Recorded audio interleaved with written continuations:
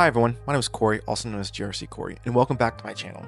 In today's video, I'll be talking about one of the most powerful tools in the industry, the NIST CSF, also known as the Cybersecurity Framework, and what it is.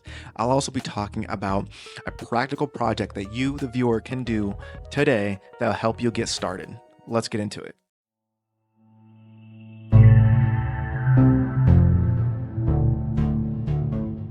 So, what is the NIST CSF?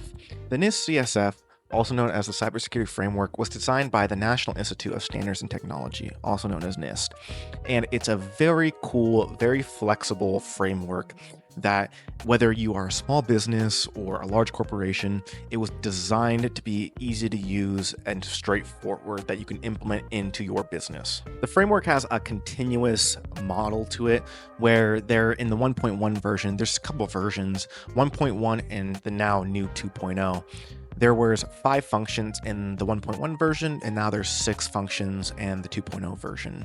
And so the framework is designed of functions, categories, and then subcategories. And I'll get into that a little bit later. But the first, in the 1.1 version, the 5 functions are identify, protect, detect, respond, and recover. And in the new NIST 2.0 version, there is govern that was implemented. So it's govern, identify, protect, detect, respond, and recover. So I'll start with identify. I'll get into govern last because it is a newer step that was implemented in the new NIST 2.0. And so I will speak on that one last, but it is now the top of the steps of govern, identify, like I listed earlier. But let's just start with identify. So identify is very important because it gets your bearings. It's to get the understanding of your assets, your programs, your risks, all of it. And it's very important and critical step. And the reason why it's one of the first steps is because you cannot protect what you don't understand or don't know. Now, next we have the protect function, which is going to be your safeguards. It's anything to reduce risks and focuses a lot on your controls, your firewalls, your access management, your resiliency, that sort of thing. And it's another critical step within the functions that really focuses on just that reduction of risk. Then you have your detect function, which it's just that, even with your identification and your protection, stuff still happens. There are still incidences. And so that is what detect is going to be, your continuous monitoring and your identification of events that have happened or anomalies that have occurred that you have to focus on and then respond to, which we'll get into that, which is the next function, respond. After you have identified those threats and it is now confirmed to be in an active event that has occurred, you then respond to it. And then obviously it leads to, you guessed it, recover, where you then recover from the incident that had occurred, lessons learned, and then you make up that ground that was lost and identify any data that was lost, or you get you wrap up communications and I notify the proper stakeholders that need to be identified, any and all of that. Now, govern. The reason why I kept govern last is because it's a newly implemented function within the NIST CSF. And the reason why is because govern was identified and it was a growing field. GRC is a very growing field. The governance of cybersecurity, the risk aspect, risk management, and the compliance side of everything. As tech continues to grow, you need compliance and all that good stuff.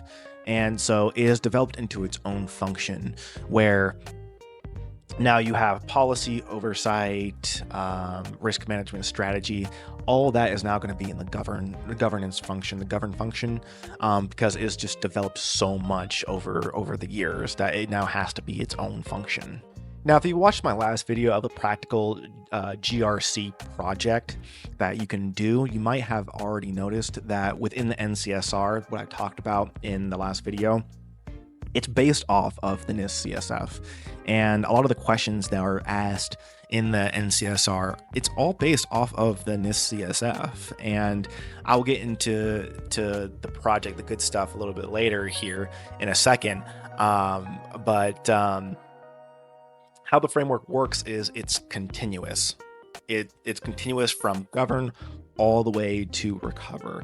And that's how it works. And that's why it's so powerful and just very, I don't want to say simplistic, but very straightforward to use. How it's a step-by-step process in an event, whatever that may be. And it basically, the main structure that we discuss within these six functions now, are the categories and the subcategories. So why use the NIST CSF? Why is it useful? And why is it just such a big deal? Because it's a very flexible and scalable framework that small businesses can use, large businesses can use, and it's a very reputable, widely known framework that it's not just known within the US, but worldwide, and it's very well respected. I recommend that if anyone is trying to get into GRC, that they start with just learning the NIST CSF. And I'm just such a NIST fanboy. There's many frameworks out there, but that is going to be the best one to start out with because of its usability and just quick to learn the framework and the scalability of it. Alrighty, now for the project, the good stuff. What is this project going to be? Well, you, the viewer, what you're going to do, and like I explained early on in the video, that the NIST CSF is all connected from the functions all the way down to the subcategory.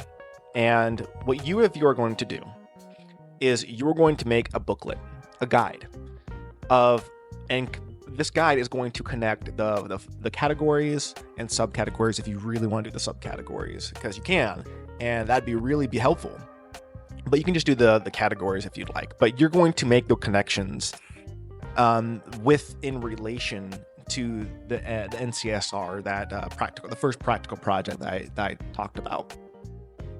This booklet is going to be very helpful, and it would be a really good project because it's going to be a guide that helps anybody understand the connections between the functions and the categories and subcategories. Okay, especially the categories and subcategories, because when you take the test of an NCSR or you conduct the assessment of the NCSR, when you give a maturity rating of 4 in one section, it's going to affect the other. Okay.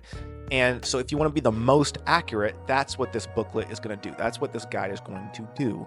It can be used in relation to the self-assessment because it will show that connection and how they are connected. And I will add down below in the video what I mean. I built an example of a Google Sheet. I built an example that you can use so you can see the connections and what I'm talking about. A quick example of that is this. So as you see above or below or wherever I place it, is that you're going to see protect and then you're going to see detect for an example. And you're going to look at the subcategories where you have PRA1, which is access control and identity and access management. That drives monitoring. Access control drives that monitoring. So as you see in that example, which then drives continuous monitoring, which informs analysis, and that informs your response, and so on and so forth. Or you'll see here, resilience supports recovery efforts, and which goes into detect. Detection supports recovery operations and to respond and recover. It's all connected like you see. And that's what I mean by building a booklet, a guide that will then be used in relation to the NCSR or just standalone on its own for anyone who needs it, just to understand the connections between the subcategories, the categories, or the functions.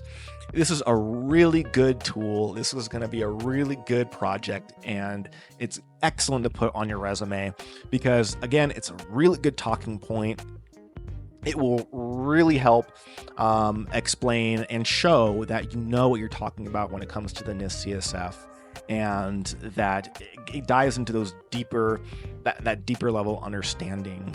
So if you get past that, again, if you get past that recruiter phase and you actually get to speak with the manager and so on, this would be a really good talking point and project to present, because boy, I mean, if you presented this, you really know the depth and a really clear understanding of the connections within the CSF and the entirety of the framework. And so that's it. That is the practical project that would be really useful in putting on your resume, and it's a good talking point. And it's really beneficial when it comes to just your understanding and knowledge of the NIST CSF, and just understanding that framework and utilizing it, because it's a very powerful framework and tool to put in your toolbox. If you stayed this long, thank you so much.